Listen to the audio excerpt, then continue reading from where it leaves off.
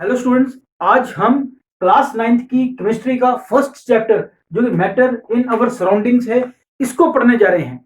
इसके पहले कि मैं आपको इस लेसन के बारे में पूरी जानकारी दूं, हम ये समझने की कोशिश करेंगे कि ये मैटर है क्या, क्योंकि लेसन यहीं से शुरू होता है। मैटर कहां पर है? हमारी सराउंडिंग, हमारे आगे पीछे। अब ये मैटर होता क्या है? मैटर को हिंदी में हम लोग बोलते हैं पदार्थ।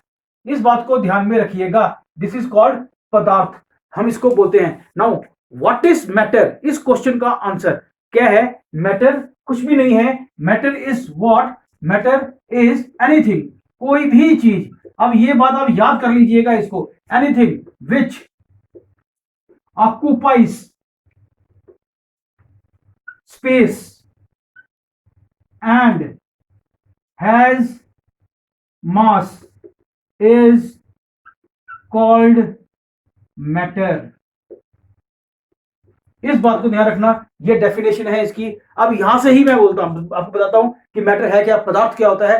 जितनी भी चीजें हैं इस संसार में, वो किसी ना किसी चीज से बनी हुई हैं, और उनके सबसे छोटे छोटे जो चीजें हैं, कण हैं, जो उसके छोटे छोटे पार्टिकल्स हैं, उनको हम बोलते हैं यानी कि matter. Even I am made up of matter. मेरे अंदर भी क्या है? कुछ स्पेस है, मैं भी कोई जगह ले रहा हूं। देखो, मेरी भी कोई जगह है, मेरा भी कोई वजन है, मास है, वेट है। अगर कोई भी चीज जिसके अंदर स्पेस हो, वो स्पेस ले और उसके अंदर वजन हो, उसको हम क्या बोलते हैं? हम बोलते हैं उसको दैट इट इज मैटर। अब ऐसी बहुत सारी चीजें होंगी जिनके अंदर मैटर होगी। उसकी example water, iron, would, steel, gold, silver, gases, air, ये सब चीजें किससे बनी है? मैटर से बनी है। इवन की wall, white board, marker, everything is made up of matter. अब आप बोलोगे सर, सब कुछ ही अगर मैटर से बना है, क्या इस संसार में कुछ ऐसा है जो मैटर से नहीं बना हुआ? बिल्कुल है, ऐसी भी चीजें हैं जो मैटर से नहीं बनी हुई। फॉर एग्जाम्पल फ्रेंडशिप, अफेक्शन, लगाव जिसे बोलते हैं, love, hated, ideas, shadow, these all are not matter. ये मैटर नहीं है, क्योंकि ये जगह लेते ही नहीं है। ये सिर्फ ऐसी चीजें हैं जिनको हम महसूस कर सकते हैं, मगर हम इनको टच नहीं कर सकते। इनका कोई वेट नहीं है, ये स्पेस भी नहीं लेते, जगह भी नहीं लेते, तो इनको हम मैटर नहीं बोलते। इन केमिस्ट्री हम लोग मैटर उसको बोलते हैं विच ऑक्यूपाई स्पेस, यानी वो कुछ जगह घेरे और उसका कोई वजन हो, उसका कुछ मास हो, यानी कि वॉल्यूम हो, हम उसको बोलते हैं कि मैटर है। अब मैटर जो होता है यानी कि पदार्थ जो है, इसको मैटर को क्लासिफाई करने के हमारे पास क्या है? अलग अलग मेथड्स हैं। पहला मेथड जो है वो है हमारे पास एंशियंट मेथड, और दूसरा मेथड कौन सा है हमारे पास? Second method is modern. Now students, हम देखेंगे कि भाई एंशियंट मेथड क्या है और मॉडर्न मेथड क्या है। एंशियंट मेथड के अंदर जो क्लासिफिकेशन ऑफ मैटर आती है, वो आती है 5 टाइप्स की। इसे कहा जाता है वायु, पृथ्वी, अग्नि, आकाश और जल। जो वायु है, इसको हम लोग इंग्लिश में क्या बोलते हैं? एयर। पृथ्वी को क्या बोलते हैं हम लोग? अर्थ। अग्नि को क्या बोलते हैं हम लोग? फायर। आकाश को बोलते हैं हम लोग स्काई, एंड जल को बोलते हैं वाटर।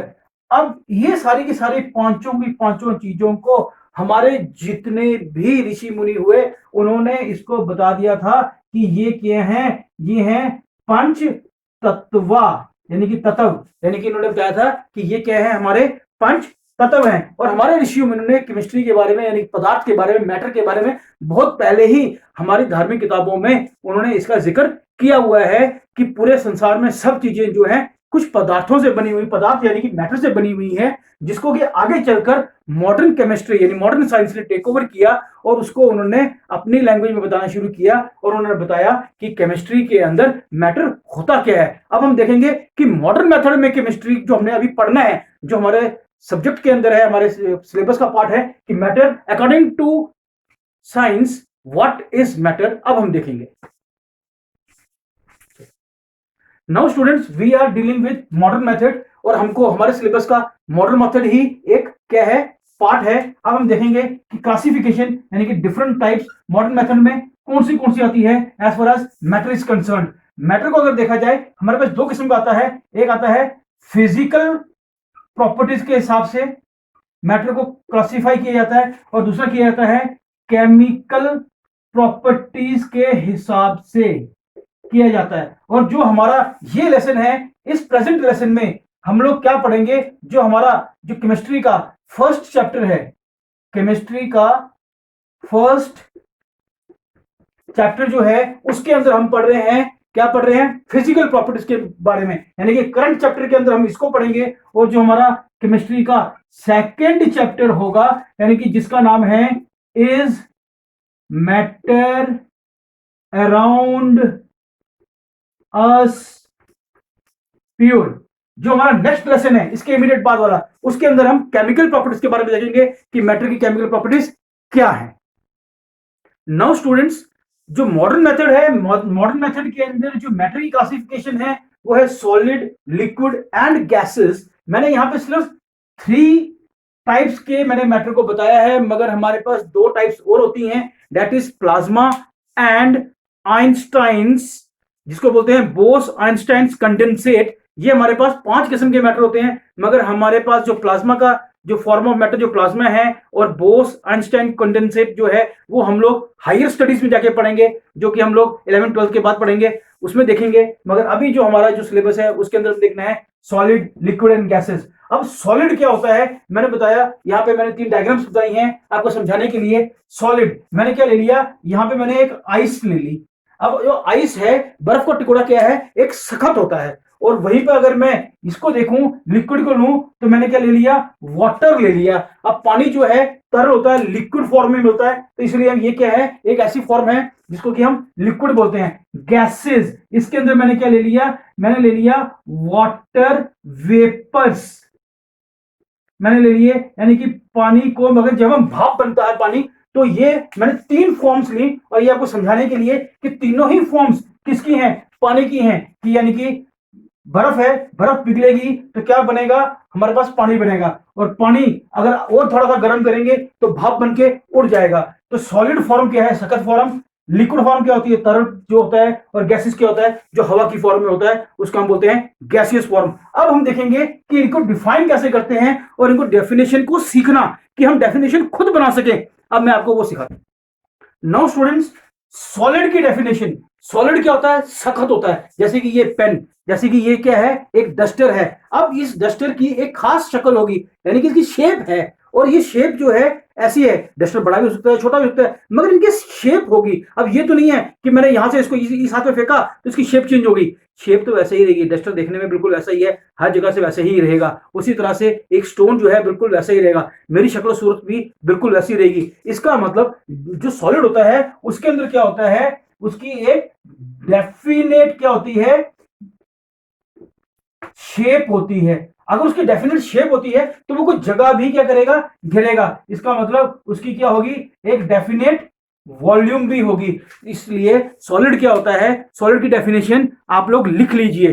क्या होता है, एनीथिंग, कोई भी चीज, या फिर एनी ऑब्जेक्ट विच ऑक्यूपाइज और विच हैज डेफिनेट शेप, कोई भी चीज, any object which has definite shape and definite volume is called solid. अब हम लोग देखेंगे कि हम सीखेंगे कि वाटर यानी कि लिक्विड जो है, लिक्विड की डेफिनेशन क्या होगी। अब देखिए, मैंने यहां पे आपको लिख दिया, एनी ऑब्जेक्ट, मैंने यही बोला था, any object which has definite shape, जिसकी एक खास शक्ल होगी और उसकी खास वॉल्यूम भी होगी, उसे क्या बोलते हैं, सॉलिड बोलते हैं। This is the definition of it. But what will be the definition of liquid.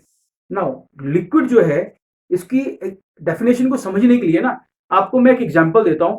आप लोग बाजार जाते हो, बहुत बार आपके पेरेंट्स आपको भेज देते हैं, या आप स्कूल से आते वक्त क्या करते हो, कोल्ड ड्रिंक की बोतल खरीदते हो, सुबह आप लोग दूध लेके आते हो। आप लोग मान लीजिए 1 लीटर दूध ले आए, या 1 लीटर आप लोग कोई कोल्ड ड्रिंक घर में ले आए। अब बॉटल के अंदर वो बंद है कोल्ड ड्रिंक, दूध जो है किसी पतीले में है, या एक डोल के अंदर है, या किसी वेसल के अंदर है, बर्तन के अंदर है। अब उस वेसल से आपने निकाला, किसी दूसरे वेसल में आपने मिल्क को ट्रांसफर किया, क्या 1 लीटर दूध कम हो जाएगा? उतना ही रहेगा। पेप्सी जो आप लेके आए थे, कोका कोला जो लेके आए हैं, 1 लीटर लाए थे, क्या आपने उसे ग्लास में जब डाला, क्या उसकी वॉल्यूम कम हो गई? वो उतनी ही रही, volume will never change.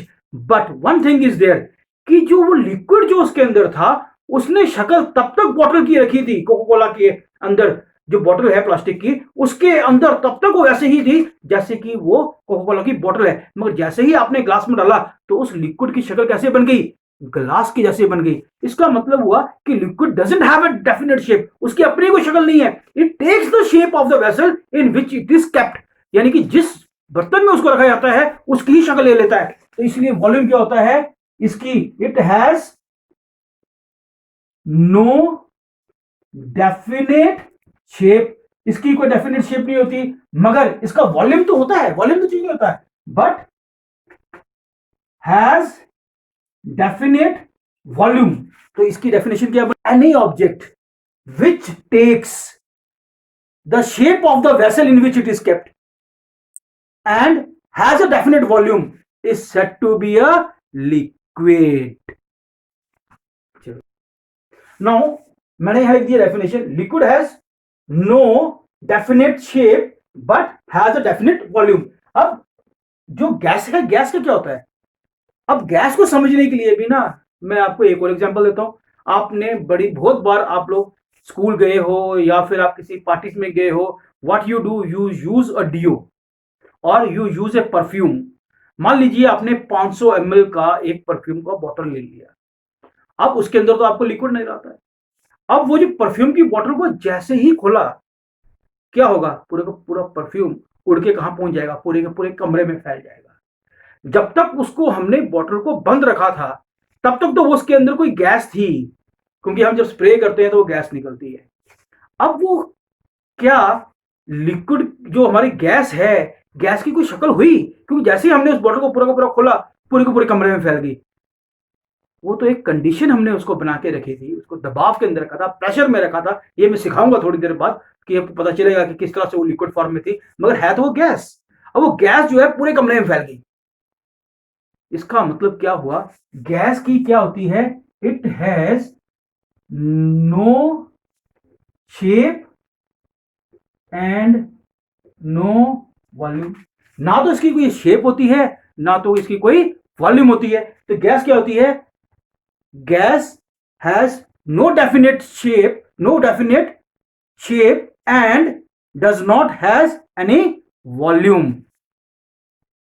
Now students, जो प्रॉपर्टीज के अंदर यहां पे जब मैं पहुंचा था तो मैंने आपको बोला था कि भाई जो गैस है उसको परफ्यूम की बोतल में टाइटली पैक करके रखा हुआ है, मगर जब खोलते हैं तो वो उड़ जाती है, तो पूरे कमरे में फैल जाती है, इसीलिए उसकी कोई अपनी शेप नहीं है, कोई शक्ल नहीं है। अब यहां से एक सवाल बनता है जो हमें समझने वाला है, that question that arises is whether we need more details about the matter. हमें और चीजें समझने वाली है मैटर के अंदर अच्छी तरह से समझने के लिए। यस, इसीलिए मैंने क्या किया, इनको मैंने कुछ इस तरह से रख लिया कि difference between solid, liquid and gases भी आपको समझ में आ जाएंगे। और अगर प्रॉपर्टीज के ऊपर क्वेश्चन है, what are the properties of solid, तो जो हम यहां पे लिखेंगे वो आप लिख सकते हो, प्रॉपर्टीज ऑफ लिक्विड लिख सकते हो, और प्रॉपर्टीज ऑफ गैसेस भी आप लोग कर लोगे, तो आपका एक क्वेश्चन भी रेडी हो जाएगा। और एक क्वेश्चन के अंदर आप लोग 3-3, 4-4 क्वेश्चन आपके निकल जाएंगे। अब सॉलिड क्या होता है, सॉलिड के अंदर आप देखो तो क्या सॉलिड को हम जब ऐसे, ये डस्टर है, क्या हम डस्टर का ये हिस्सा निकाल सकते हैं इतनी आसानी से? नहीं निकाल सकते। क्यों? क्योंकि इसकी जितनी भी वुड है इसकी में लगी हुई, इसके सारे सारे पार्टिकल्स ने क्या किया है, एक दूसरे को पकड़ के रखा हुआ है, टाइटली एक दूसरे से बड़ा अच्छी तरह से जुड़े हुए हैं। हम यही यहां पे लिखते हैं कि सॉलिड के अंदर क्या होता है कि जितने भी पार्टिकल्स हैं, all particles, all the particles are tightly packed, एक तो ये नहीं टाइटली पैक्ड होते हैं, एंड कंपैक्ट। कंपैक्ट क्या हो गया, अच्छी तरह दबाए हुए होते हैं, तभी वो क्या बनता है, सॉलिड बनता है। और लिक्विड के अंदर क्या होता है, यही लिखना है, ऑल द पार्टिकल्स आर, यहां पे वर्ड आ जाएगा मॉडरेटली, लिखना है moderately packed and moderately compact. आप लोग याद रखना, टाइटली की जगह पे आएगा मॉडरेटली, कंपैक्ट के साथ आएगा मॉडरेटली कंपैक्ट। इसलिए क्या है, ये थोड़ा सा हिलता रहता है। अगर यही बर्फ बन जाए तो क्या होगा, टाइटली पैक होगा। और ये कैसे बनेगा वो भी मैं आपको सिखाऊंगा। अब आएंगे हम गैसेस के अंदर। गैसेस के अंदर क्या होता है, पार्टिकल्स आर लूजली, क्या है, loosely packed and loosely compact होते हैं, इसलिए ये उड़ते फिरते रहते हैं आगे पीछे। तो ये इनकी क्या है, पहली प्रॉपर्टी है। Now students, we are going towards second property. Second क्या है कि अब मैंने बोला ये टाइटली पैक्ड होते हैं, तो टाइटली पैक तो होते हैं ये पार्टिकल्स। हम क्या बोलते हैं कि इन पार्टिकल्स के बीच में कोई स्पेस है? स्पेस नहीं होती। तो हम क्या करेंगे कि जो इनके बीच में इंटरमॉलिक्यूलर स्पेस, इंटरमॉलिक्यूलर जो स्पेस होती है वो होती ही नहीं है। क्या है? Intermolecular space is not there. और यहां पर क्या होता है कि इंटरमॉलिक्यूलर स्पेस क्या होता है? मॉडरेट होता है।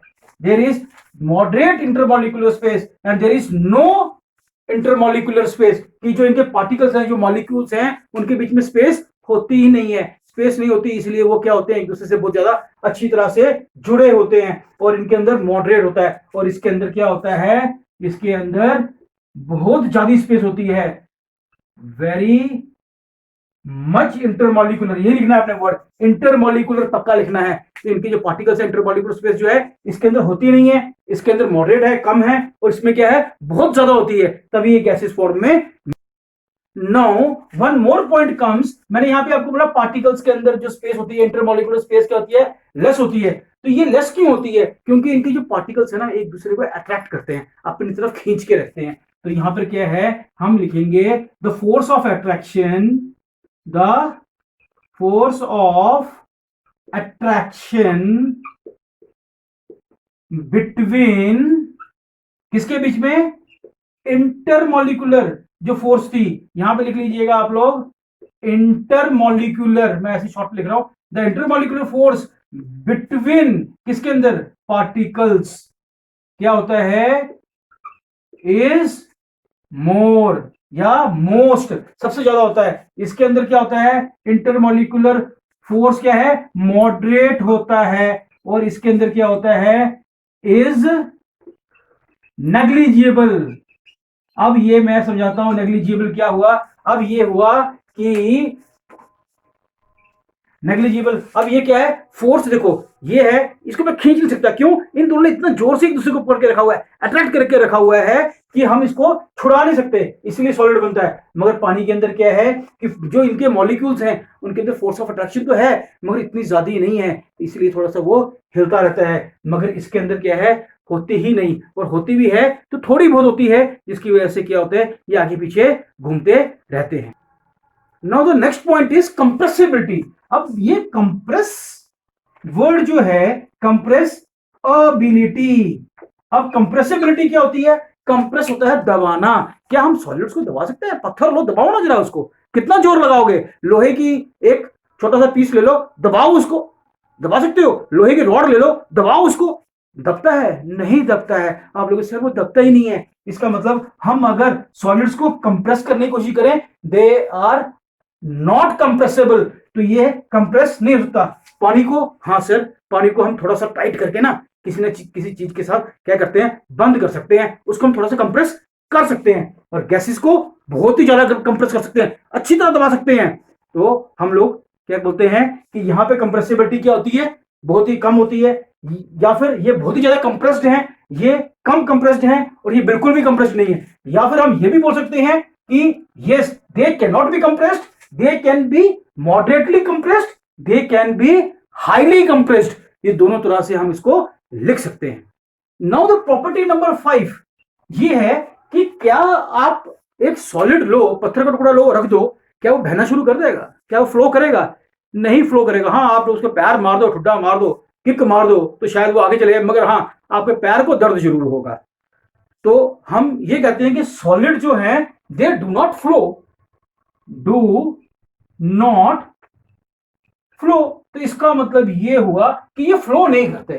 ये फ्लो करता है, यस, लिक्विड्स फ्लो, गैसेस भी फ्लो करते हैं। आप लोग सर गैसेस फ्लो कैसे करती है?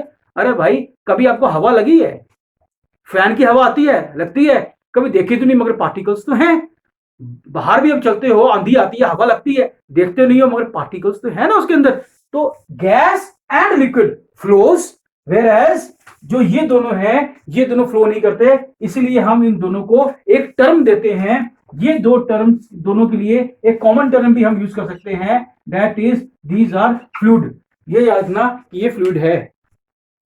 नाउ स्टूडेंट्स, आप सबके लिए 3 क्वेश्चन है। ये क्वेश्चन आपने क्या करने हैं, जो वीडियो है वीडियो के नीचे आप लोग थोड़ा सा देखोगे, वहां पे कमेंट का सेक्शन बना होगा, तो आपने क्या करना है, यूट्यूब के ही वीडियो के नीचे जो कमेंट सेक्शन है उसके अंदर जाके आपने कमेंट करके आपने इन क्वेश्चंस के आंसर देने हैं। क्वेश्चन क्या है मैं अभी पढ़ के दिखाता हूं आपको, और वहां पे आप आंसर देंगे, अपना नाम क्लास जरूर लिखेंगे करके कि मैं अगली बार जो इसका इस लेसन का जो सेकंड पार्ट होगा उसके अंदर मैं आपके नाम कुछ बच्चों के लूंगा जिनके की रिप्लाईज रियली अच्छे होंगे। देखिए question number 1, how many types of matter are there according to ancient method. आपको बताना है एंशिएंट मेथड के हिसाब से मैटर कितने किस्म का था और उनके नाम बताने हैं। सेकंड क्वेश्चन है name types of matter according to modern method. Modern method के हिसाब से कितने टाइप्स ऑफ मैटर हैं।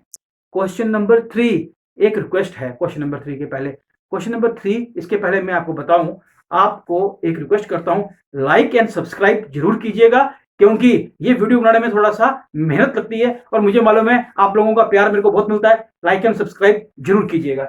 Now last question is, can solid B compressed.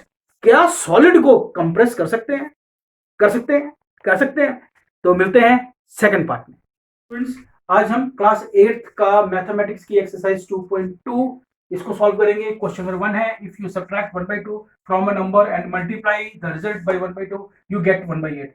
अब व्हाट इज द नंबर, मैंने इसी नंबर को जो व्हाट इज द नंबर था मैंने इसको लेट कर लिया, let the number be x. अब क्वेश्चन के हिसाब से अकॉर्डिंग टू क्वेश्चन, क्वेश्चन में क्या है, कहता है इफ यू सबट्रैक्ट 1/2, मैंने कहा सबट्रैक्ट करना है, ये लो जी माइनस कर दिया, किस में से करना है, फ्रॉम अ नंबर, मैंने ये भी कर दिया, 1/2 में से कर दिया। कहता है अब इसको करने के बाद, माइनस करने के बाद हमारे पास क्या है, जो भी रिजल्ट आएगा उसको मल्टीप्लाई करना है 1/2 से। मैंने 1/2 से कर दिया, आंसर कहता है यू गेट, आपको आंसर मिलना चाहिए 1/8। अब मैं इसी को सॉल्व करूंगा, x माइनस 1/2 का 1/2 इज इक्वल टू 1/8। ये 1/2 वहां जाके रिवर्स हो जाएंगे, इसका रेसिप्रोकल बन जाएगा क्योंकि मल्टीप्लिकेशन में थे। x माइनस 1/2 का 1/2, 2 1 जा 2, 2 4 जा 8 इज इक्वल टू, यहां बच गया 1/4। इसको मैं यहां पे कर रहा हूं। अब ये x, ये माइनस 1/2 था, 1/2 इधर जाके हो जाएगा प्लस का 1/4 इज इक्वल टू प्लस 1/2। अब देखिए क्या बनता है, x, इन दोनों का एलसीएम कितना आ गया 4। जब इसको हम सॉल्व करेंगे यहाँ पे आएगा हमारे पास 1 और यहाँ पे हमारे पास आएगा 2। x is equal to 3 upon, ये हमारा आंसर है। बेटा क्वेश्चन नंबर 2 है, the perimeter of rectangular swimming pool is 154 metre. ये पेरीमीटर दिया हुआ है, मैंने ये लिखा है perimeter of rectangular pool is equal to 154 metre. अब कहता है its length is 2 metre more than its breadth. अब लेंथ जो है ब्रेड्थ को 2 से मल्टीप्लाई करो और उसके बाद उसमें 2 प्लस करो, फिर हमारे पास क्या आएगी, लेंथ आएगी। इसलिए मैंने क्या किया, इस ब्रेड्थ को मैंने यहाँ पे लेट कर लिया x और लेंथ को मैंने क्या किया 2 से, इस ब्रेड्थ को 2 से मल्टीप्लाई भी किया, 2 इसमें प्लस कर दिए, मेरे पास लेंथ आ गई। अब मैंने ये पूरा पूरा ऐसे लिख लिया। अब है according to, now students according to question 2 length plus breadth is equal to 154। क्यों हुआ ऐसे, क्योंकि पेरीमीटर जो है, पेरीमीटर का फॉर्मूला क्या था, 2 length plus breadth, 2 bracket start की, लेंथ प्लस ब्रेड्थ को ऐसे लिख के, और ये पेरीमीटर इतना ही था, मैंने इतना ही लिख लिया। 2 का मैं लिख लिया 2, लेंथ मेरी कितनी है, लेंथ मेरी है 2x प्लस 2, मैंने ये लिखा 2x प्लस 2। मेरी ब्रेड्थ कितनी है, ब्रेड्थ है मेरी x, मैंने कर दिया प्लस क्योंकि यहाँ पे प्लस था x, और ये मेरा आगे आ गया इक्वल टू 154। अब ये ऐसे ही रहेगा, 2x plus 1x is equal to 3x plus ये वाला 2। अब ये वाला 2 इसके नीचे आ जाएगा, 154 अपॉन 2, ये वाला 2।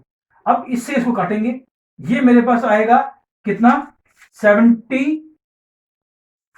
को हम करेंगे तो हमारे पास कितना आएगा, ये 75, 76, 77 आ जाएगा। अब ये हमारे पास आ गया 3x plus 2 is equal to 77। अब यही चीज यहां पर 3x is equal to 77 plus के 2 वहां जाके माइनस के, अब मैं यहां पे कर रहा हूं 3x इज इक्वल टू कितना आ गया 75, x is equal to 75 upon ये 3 नीचे, x is equal to how much 25। अब हम कह therefore length is equal to 2x plus 2, 2 का 2, x कितना है 25 प्लस ये वाला 2, 25 plus 25 into 2 is equal to 50 plus 2 is equal to 52 metre. और ये x है, x कितना है 25 25 मीटर। लेंथ हमारी इतनी आ गई और ब्रेड्थ हमारी इतनी आ गई। ये दोनों हमारे। Now students we have question number 3। इसमें कहा गया हुआ है the base of isosceles triangle is इतना। एक ट्रायंगल है ऐसे करके, उसका बेस हमको दिया हुआ है 4/3 और कहता है पेरीमीटर ऑफ द, इसकी जो ट्रायंगल है इसका पेरीमीटर, यानी कि पेरीमीटर हो गया, अगर मैं तीनों साइडों को प्लस कर दूं तो उसका आंसर कितना आता है मेरे पास 4/2/16 ही आता है। मेरे को बताना है कि इस तीनों साइडों की जो ये साइड्स हैं, इन दो साइड्स की लेंथ अपनी अपनी कितनी है, ये मुझे मालूम नहीं है, ये बताना है। और कहता है जो लेंथ निकालनी है इसको निकालो। मैंने क्या किया कि जो ये साइड है या ये साइड है, मैंने कहा ये भी एक्स है ये भी एक्स है, मैंने इस चीज को यहाँ पर ऐसे करके लेट कर लिया यहाँ पर, और मैंने ये लिखा हुआ let the two equal sides of a triangle be x centimetre each. और बेस जो था इसका जो मुझे गिवन है मैंने उसको वैसे ही रखा, the base of isosceles triangle is equal to 4/3। अब मेरे को मालूम है कि इसका जो पेरीमीटर निकालना है, पेरीमीटर ऑफ ट्रायंगल किसके बराबर होगा, सम ऑफ ऑल साइड्स, तीनों साइड्स को प्लस करो। अब मैं तीनों साइड्स को प्लस कर रहा हूं, कैसे प्लस करूंगा, x प्लस ये 4/3, यानी कि इसको प्लस करो इसको प्लस करो इसको प्लस करो, तो आंसर कितना आ जाएगा 1x plus 1x 2x plus 4 centimetre में। अब बेटा जी हमको क्या दिया हुआ है, पेरीमीटर ऑफ ट्रायंगल कितना है, इतना है। अब ये भी मेरा आंसर पेरीमीटर में आया था, अब मैं इसकी जगह पे इसको लिखूंगा और आगे मैं इसी को लिख लूंगा, और ये मैं सॉल्व करूंगा। 15 4 60, 60 प्लस 2 62/15। अब मैंने क्या किया कि मैं ये जो 2x है 2x को मैंने यहां पर ऐसे लिख लिया, 62 का 62, 15 का 15, प्लस के वहां जाके माइनस के 4/3 हो गए। अब मैं क्या कर रहा हूं, देखिए 2x का 2x इज इक्वल टू, इन दोनों का एलसीएम कितना आ गया 15 आ गया, यहाँ पे कितना आ जाएगा 62 का 62 आ जाएगा, माइनस इन दोनों को सॉल्व करेंगे 15 में से 3 डिवाइड करेंगे तो कितना आएगा 5, 5 को 4 से करेंगे। अब क्या किया बेटा, इसमें से इसको माइनस किया 42/15। अब मैं क्या कर रहा हूं, यहां पर मैं x रख रहा हूं, ये आ गया 42/15 मल्टीप्लाइड बाई ये 2, यहां भी देखो इसके नीचे 1 है, ये 1 ऊपर 2 नीचे आ गया। अब 2 1 2 2 21 आ गया 21/15, तो यहां पे मैं कर रहा हूं x इज इक्वल टू 21/15। अब ये कटेगा 3 7 3 5 तो x is equal to 7/5 centimetre. अब हमारे पास बेटा क्वेश्चन नंबर 4 है, sum of two numbers is 95। हमारे पास जो सम है दो नंबरों का सम कितना है 95 है। मैंने कहा अगर एक नंबर x है दूसरा नंबर कैसे निकलेगा, अगर एक x है दूसरे को 95 में से माइनस कर दो दूसरा भी निकल जाएगा। अब क्वेश्चन के हिसाब से क्वेश्चन क्या बोलता है कि जो एक नंबर है, जो पहला नंबर है, पहला नंबर ये था कि इसके अंदर एक्सीड का मतलब होता है 15 इंक्रीज कर दो तो क्या हो जाएगा दूसरे नंबर के बराबर आ जाएगा, ये है 95 माइनस x। अब इसको हम सॉल्व करेंगे, x का x यहाँ पे रहा, माइनस का x यहाँ पे आके बन गए प्लस के x, ये 95 है प्लस के वहां जाके बन गए 15 माइनस के 1x plus 1x is equal to 2x। 95 में से 15 के हमारे पास आता है 18, 80 और 80 ये 2 इसके नीचे आ गया तो x is equal to 40 plus आ गया। अब बेटा जी ऐसा है कि वन नंबर क्या होगा x हमारे पास कितना आ गया 40, एक आंसर हमारा ये आ गया। दूसरा नंबर कितना है 95 माइनस x, तो 95 माइनस x कितना है 40, इसको करोगे हमारे पास 55 आएगा। ये दोनों हमारे आंसर हैं।